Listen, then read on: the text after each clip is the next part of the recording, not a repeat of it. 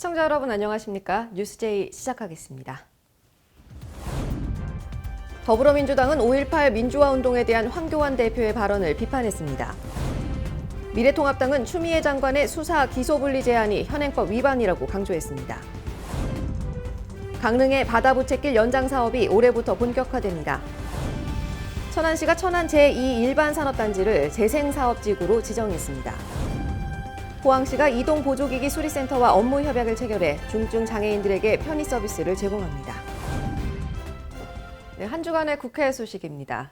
더불어민주당은 지난 12일 최고위원회의를 열고 당의 인재 영입을 자평하며 총선의 각오를 다졌습니다. 또한 5.18 민주화 운동에 대한 황교안 대표의 발언을 비판했습니다. 지난 12일 국회 더불어민주당 당대표 회의실에서 211차 최고위원회의가 열렸습니다. 이해찬 대표는 모두 발언을 통해 봉준호 감독의 영화 기생충이 아카데미 시상식 4개 부문에서 수상한 것을 축하하며 백범 김구 선생이 염원했던 높은 문화의 힘을 가진 나라가 돼가고 있다고 말했습니다. 또한 이 대표는 한 달여간 이루어진 당의 인재 영입을 자평했습니다. 경제와 안보, 사법, 과학기술 등 각 분야에서 뛰어난 전문가들과 국민 실생활을 잘 아시고 소통하실 수 있는 분들을 영입하였습니다. 이번 인재 영입은 무려 2달 앞으로 다가온 총선에 좋은 인재를 공천하기 위한 것도 있지만 더 중요한 목표는 민주당이 국민을 위해 더 많이 일하고 더 잘 일할 수 있는 역량을 갖도록 하는 것입니다.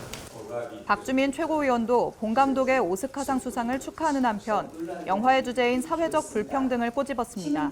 굉장히 불평등이 심해진 것입니다. 우리나라의 경우에도 2019년 기준으로 상위 10%의 가구가 보유하고 있는 순자산이 전체 순자산의 43%에 이를 정도로 불평등이 심한 상황이라고 합니다. 최근에는 이런 전통적인 이유들을 넘어서서 불평등이 경제 성장을 저해하고 지속적인 성장을 어렵게 한다는 분석도 많이 나오고 있고 힘을 받고 있습니다. 이어 최고위원들은 앞서 미래통합당 황교안 대표가 5.18 민주화 운동을 1980년 무슨 사태라고 말한 것을 두고 그의 역사인식을 지적했습니다. 황교안 대표의 역사인식 또한 일본 우리의 역사인식과는 다르다고 그렇게 생각합니다. 인정하고 싶지 않은 겁니다. 그리고 변명했습니다. 제가 5.18 민주화 운동을 얘기하는 것이 아니고 그럼 뭘 얘기했는지 설명해야 될 겁니다. 1980년 광주 민주화 운동 말고 대학이 휴교할 정도의 그런 일들이 어떤 일들이 있었습니까? 황교안 대표는 5.18 민주화 운동을 무슨 사태 정도로 폄훼하여 자신의 발언에 대해서 즉각 사죄하십시오.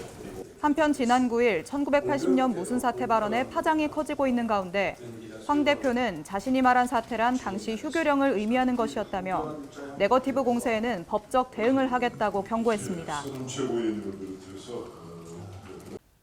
지난 13일에 열린 미래통합당 의원총회에서 심재철 원내대표는 추미애 법무부 장관의 수사와 기소검사 분리 제안은 현행법 위반이라는 견해를 밝혔습니다. 지난 13일 미래통합당은 국회 예결위 회의실에서 의원총회를 열었습니다. 이날 의총에서는 바른미래당을 탈당해 미래통합당에 입당한 이찬열 의원의 인사가 있었습니다. 바른미래당, 저는 안 가본 당이 없습니다. 정의당만 아직 못 가봤습니다. 한나라당부터 민자당부터 시작해서 한나라당, 한국당까지 결국은 여기까지 왔는데 정의당만 못 가본 건 확실합니다. 전희경 의원님, 김연아 의원님, 곽상도 의원님, 혹시 제가 좀 그동안에 언짢게 한 행동이나 말이 있더라도 이 자리를 빌어서 용서를 크게 좀 구하겠습니다. 감사합니다. 추미애 법무부 장관에 대해 연일 강도 높은 비판을 이어가고 있는 심재철 원내대표는 이날 회의에서 수사 기소 분리는 명백한 현행법 위반이라고 거듭 강조했습니다. 지난 11일에는 수사와 기소 검사를 분리하겠다. 구체적 수사 지휘 감독권은 총장한테 있는 게 아니라 지검장한테 있다. 국민은 공소장 내용 늦게 알아도 된다. 이런 해괴 망측한 망언들을 쏟아냈습니다. 검찰청법과 형사소송법을 위반한 것입니다.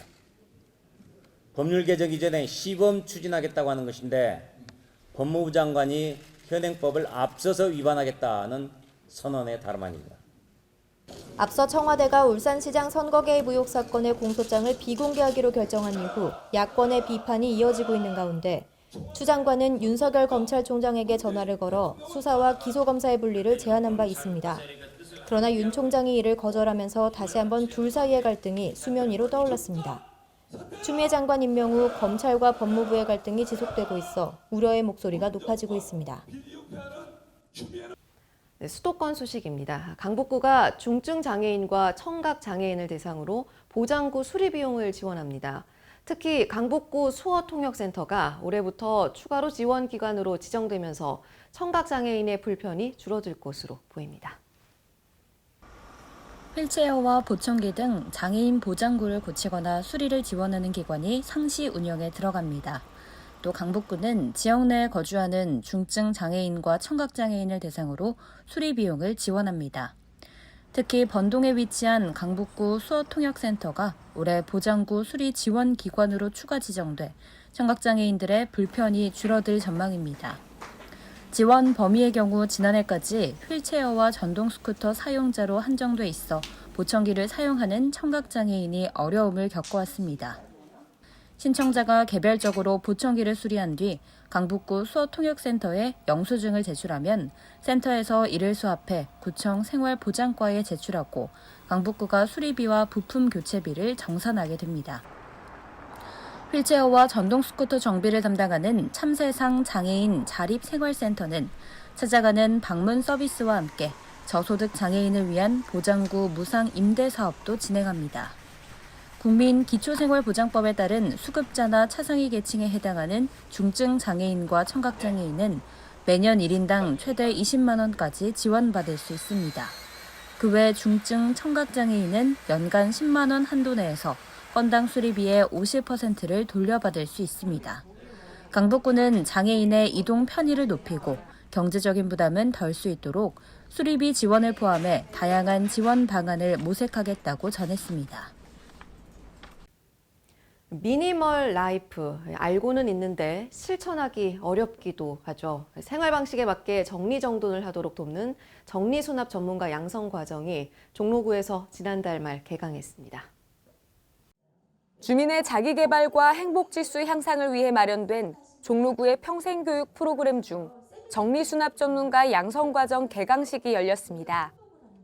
교육을 수료하고 나면 정리수납 전문가 2급 응시 자격 및 한국정리수납협회가 발행한 민간 자격증을 수여하게 됩니다. 네, 수도권 광역급행철도 3개 노선 중 하나인 GTX-C는 경기도 양주에서 의정부, 서울 청량리와 삼성동을 지나 수원까지 이어지는 노선입니다.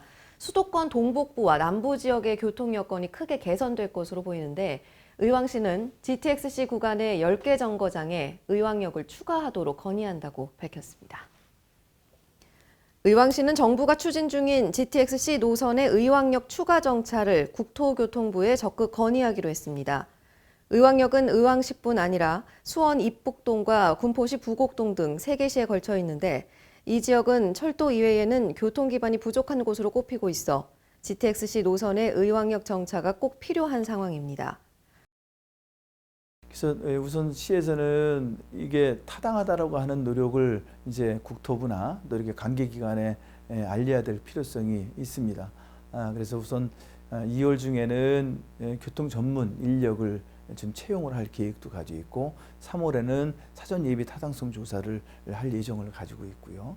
또 TF2 구성을 해야 될 것 같습니다. 그래서 민간 협력 서로 힘을 합쳐서 GTX C노선이 의왕에 정차할 수 있도록 행정력을 총동원해서 이러한 사실을 빨리 알려야 되겠다는 생각을 가지고 있습니다. 앞으로 인구 유입이 지속해서 이루어질 지역이니만큼 시민들은 광역교통대책의 방안으로 GTX-C 노선의 의왕역 정차가 실현되길 기대하고 있습니다. 네, 다음은 광역시 소식입니다. 경영에 어려움을 겪고 있는 소규모 일반 음식점은 전문가의 조언을 받는다면 아주 큰 도움이 되겠죠. 대전시는 이들을 위해 문제점을 파악하고 개선 방안을 제시해주는 컨설팅을 무상으로 지원합니다. 대전시가 경기 침체와 영업 부진으로 어려움을 겪고 있는 일반 음식점의 영업 활성화를 위해 경영 컨설팅 사업을 추진합니다. 이번 사업은 3월부터 12월까지 일반 음식점 20곳을 대상으로 전문가에 의한 맞춤형 무료 경영 컨설팅을 지원하는 방식으로 진행되며 모집 대상은 대전시에서 영업 개시 후 6개월이 경과된 종사자 5명 미만의 소규모 일반 음식점입니다. 참여 신청은 2월 25일까지 외식업소 경영 컨설팅 신청서와 소개서를 작성해 접수하면 되고 자세한 내용은 시 홈페이지, 전자민원, 고시 공고를 참고하시기 바랍니다. 한편 지난해 사업 결과 전체 컨설팅 업소 20곳 가운데 약 70% 이상의 업소에서 매출 증대 효과가 나타났습니다. 대구시가 올해 신규 공무원 채용 규모를 790명으로 확정하고 직급별 선발 인원과 시험 일정 등의 세부 시험 계획을 발표했습니다. 대구시의 올해 선발 인원은 7급 15명, 8구급 768명, 연구 지도직 7명 등 27개 직류 790명입니다. 올해 채용 규모는 지난해 690명과 비교해 100명이 증가한 수준으로 퇴직, 휴직에 따른 예상 결원 요인과 임용 대기자 등 과원 요인을 종합 반영했습니다. 대구시 지방공무원 임용시험은 필기시험과 인성검사, 면접시험으로 크게 3단계에 걸쳐 진행되며 선발 예정 인원의 120% 범위 내에서 필기시험 합격자를 결정합니다.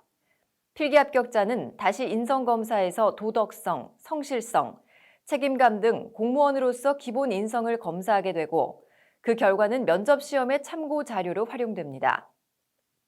시험 일정과 선발 예정 인원, 향후 달라지는 시험 제도 등 자세한 내용은 대구시 홈페이지 시험 정보란을 통해 확인할 수 있습니다. 네, 의향, 예향, 미향 등 3향은 광주의 상징이죠. 의로움의 고장, 예술의 고장, 맛의 고장이라는 뜻인데 광주시가 이런 광주다움이 묻어나는 품격 있는 인류 문화 도시로 거듭나기 위해 노력하고 있습니다. 광주시가 광주다움이 묻어나는 품격 있는 인류 문화도시 광주를 만들어갈 수 있도록 2020년 문화정책을 추진합니다. 광주는 민주, 인권, 평화의 인류 보편적 가치와 인공지능 산업을 기반으로 광주만의 고유함과 독특함이 묻어나는 문화중심 도시 기반 조성, 4차 산업시대를 선도하는 인공지능 기반 문화 콘텐츠 산업 육성 등을 추진할 계획입니다. 이를 위해 지난해부터 국악상설 공연을 광주 대표 브랜드로 육성하고 역사문화 공간인 전일빌딩을 전일빌딩 245로 재탄생시켜 4월 개관을 앞두고 있으며 광주 실감 콘텐츠 큐브를 구축하는 등 문화도시로의 변화를 추진하고 있습니다.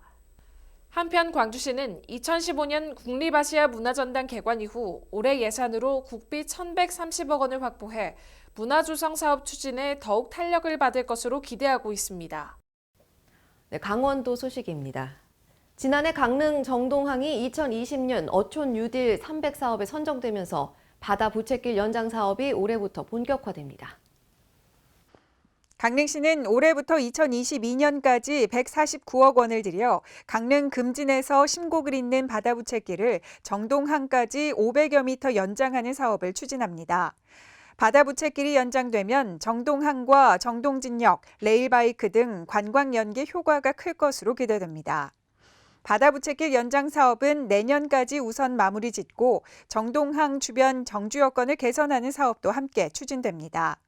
2022년까지 정동진 모래시계 공원과 시간박물관 등과 연계한 해시계 둘레길을 조성해 어촌마을 관광 발전과 소득 증대에 시너지를 줄 계획입니다. 평창군은 중소기업 지원 사업의 대상으로 곤드레 나물 등 나무를 전문으로 유통하는 기업을 선정해 지원하고 있습니다. 그 결과 이 기업이 만든 가공식품이 지난 3일 미국 수출길에 올랐습니다. 이번 수출은 지난해 원주에서 열린 GTI 박람회에서 평창팜과 미국 수입업체 BMN 푸드가 체결한 연간 10만 불에 이르는 MOU의 결실입니다. 수출 품목은 간편식 평창 한 끼 곤드레, 평창 자연 건조 시래기 등 5가지로 그 규모는 총 4.5톤입니다. 지난해 말 시범적으로 2톤을 수출한 데 이어 오는 3월부터 미국 시카고와 애틀랜타 지역의 한인마켓 7곳에서 이들 수출품을 판매할 예정입니다. 관계자는 이번 수출을 기점으로 미국 현지 공략에 더욱더 집중할 예정이라며 평창군의 수출농업 육성사업 지원이 큰 도움이 되었다고 전했습니다. 네, 운전할 때 도로의 제한 속도를 지킴으로써 교통사고를 줄일 수 있죠. 속도를 줄이면 사람이 보입니다. 횡성군은 이런 표어를 걸고 안전속도 5030 시설 개선 사업을 추진합니다. 차량으로 인한 교통사고 가능성을 줄이고자 보행자와 자전거 등 교통약자를 보호하기 위해 도로의 제한속도 기준을 관리하는 안전속도 5030 사업. 횡성군이 속도를 줄이면 사람이 보입니다라는 슬로건을 걸고 도심부의 제한속도를 기본 50km로, 주택가 도로 등 보행 위주 도로는 30km로 제한하는 안전속도 5030 사업을 추진합니다. 이를 통해 보행자 통행이 잦은 장소에서 번번이 발생하는 교통사고와 사망사고를 줄이고 안전한 도로 환경을 구축하기 위함인데요. 먼저 횡성읍과 우천면, 둔내면 등 3개 지구 67개 노선 37km 구간에서 안전속도 5030 사업 시행을 위한 시설 개선 사업이 추진되며 우수 지자체 벤치마킹 및 중간 보고회 등을 통해 사업을 확대해 나갈 계획입니다. 네, 충청도 소식입니다. 충북경제 4% 실현과 투자 유치 기업의 안정적 산업 입지를 공급하기 위해 충청북도는 2022년까지 연간 100만 평 규모의 산업단지를 조성합니다. 그동안 충북은 산업단지를 적극 조성해 2009년 90개소에서 2018년 119개소로 증가했으며 면적은 30.4%가 증가했습니다. 이는 전국 3위에 해당되나 아직은 투자 유치 기업이 입주할 산업용지 면적이 부족한 실정으로 2022년까지 연간 100만 평씩 조성해야만 전국 대비 7.5%를 확보할 수 있습니다. 현재 충청북도는 2020년에만 12개 지구 산업단지 신규 지정을 계획하며 이에 따라 충북의 지역 경제가 성장하고 인구 유입이 증가될 것으로 판단하고 있습니다. 네, 겨울철 건조한 날씨 탓에 불이 나는 곳이 많습니다. 이에 대비해 보령시는 산불 전문 진화대와 산불 감시 진화대 발대식을 갖고 본격적인 근무 체제에 돌입했습니다. 이날 발대식은 진화대원 114명에 대한 위촉장 수여에 이어 결의문 낭독으로 책임감을 부여했습니다. 또 산불 감지 진화 임무 고지와 산불 예방 순찰, 진화 요령 등을 교육하여 전문성을 강화했습니다. 진화대원들의 주요 예방 활동으로는 산불 방지 계도, 홍보 및 산불 요인 사전 제거, 야간을 포함한 산불 진화, 뒷불 감시 및 장비 유지 관리, 소나무 재선충병 방제 등 산림병 해충 예찰 및 방제, 등산로 정비 등입니다. 보령시는 건조한 날이 지속될 것으로 예상되는 등 산불 발생 개연성이 높아 예방 활동을 강화해 나간다는 방침입니다. 천안 지역 경제 성장의 핵심적 역할을 담당하는 곳이죠. 천안 제2 일반 산업단지를 천안시가 재생사업지구로 지정했습니다. 노후됐던 시설들은 어떻게 변할지 자세한 내용 전해드립니다. 천안 제2일반산업단지가 재생사업지구로 지정받아 사업 추진이 본격화될 전망입니다. 지난 2017년 국토교통부의 노후산업단지 재생사업 대상지로 선정된 본사업은 세부적인 재생계획을 수립해 충청남도로부터 사업 승인을 받아 새로운 변신의 본격적인 첫 발을 내딛게 됐습니다. 제2일반산업단지는 준공 28년이 지나 기반시설이 노후화되고 지원시설이 부족했는데요. 앞으로 사업비 210억 원을 투입해 2023년까지 진입도로 확충, 에코파킹 설치, 가로수 정비, 공원시설 개선, 어린이집 신축 등의 사업을 진행할 예정입니다. 또 근로자의 복지 증진과 편의 향상을 위한 복합문화센터도 건립할 예정인데요. 이를 통해 제2일반산업단지는 연간 생산액 2조 8천억 원, 근로자 수 6천 명에 달하는 첨단 산업단지로 변모하며 지역 내 일자리 창출과 경제 활성화를 이끌어갈 것으로 기대됩니다. 경상도 소식입니다. 현재 양산시에는 공공자전거를 빌려 타고 반납할 수 있는 무인 대여소가 7곳이 있습니다. 이 대여소가 3월 말이면 10곳으로 늘어날 예정입니다. 자전거 이용 활성화를 위해 양산시는 60대 규모의 공공자전거 무인 대여소 확대 구축 사업을 오는 3월 말까지 추진하기로 하고 실시 설계에 착수했습니다. 세 곳의 위치는 주거 밀집 지역인 물금 황전아파트 앞 사거리와 우남 아파트 앞 남부동 삼양 근린공원입니다. 자전거 이용은 양산시 공공자전거 누리집에서 회원 가입 후 회원제로 이용하거나 가입 없이 무인 대여소에서 1일 이용권을 발급받아 이용할 수 있습니다. 포항시가 이동 보조기기를 이용하는 중증 장애인들을 위한 생활 편의 서비스를 제공합니다. 수리센터와 업무 협약을 체결해 이동 보조기기의 수리가 필요한 장애인에게 큰 도움이 될 것으로 보입니다. 7일 포항시는 휠체어 등 이동 보조기기를 사용하는 중증 장애인의 생활 편의와 적극적인 사회 활동을 지원하기 위해 장애인 이동 보조기기 수리센터 지정업체 4개소와 협약을 체결했습니다. 이번 협약으로 4개 업체는 3년간 이동 보조기기 수리가 필요한 장애인에게 직접 방문해 서비스를 제공합니다. 수리 비용은 연간 15만 원에서 최대 30만 원까지 지원되며 지원 신청은 주소지 읍면동 행정복지센터에서 가능합니다. 네, 전라도 소식입니다. 우리 전통한지에 대한 프랑스 루브르 박물관의 관심이 계속해서 이어지고 있습니다. 지난해 관계자 방문에 이은 올해 총책임자들의 전주 방문으로 전통한지 수출의 기대감이 더욱 높아지고 있습니다. 강석훈 기자입니다. 세계 3대 박물관인 프랑스 루브르 박물관 전시와 보존 복원 총책임자들이 국가관광거점 도시로 선정된 전주시의 한문화를 대표하는 전통한지를 직접 확인하기 위해 나섰습니다. 이들 방문단은 한지발 장인 유백은 명인의 공방과 전주 한지산업지원센터, 한지제조공장 등을 방문해 제조 과정을 견학했습니다. 전주시 관계자는 지난해 11월 루브르 박물관 복원실 관계자와 세계 종이 관련 학자 등 11명이 방문한 데 이은 이번 루브르 박물관 부장 방문으로 유럽문화재 복원시장에 팔로 개척의 탄력을 받게 됐다며 세계문화재 복원시장을 수십 년간 독점해온 일본의 화지를 넘어 세계 유일 최고의 종이로 거듭나 세계 지류시장을 점유할 수 있을 것으로 기대된다고 말했습니다. 한편 전주한지는 2017년 루브르 박물관 소장 문화재인 바이에른 막시앙 2세 책상을 복원하는 데 쓰인 바 있습니다. 이 밖에도 시는 지난해까지 주 베트남 대사관 등 제외공간 28개소에 한지를 활용한 한 스타일로 연출하는 등 한지의 세계화를 위해 집중하고 있는 상황입니다. 지금까지 전북에서 강석훈이었습니다. 여수시가 다음 달 25일까지 총 14회에 걸쳐 새해 농업인 실용교육을 진행합니다. 교육 대상자는 농업인과 예비농업인 1000여 명이며 장소는 농업기술센터, 농업인 교육관과 읍면사무소에서 하게 됩니다.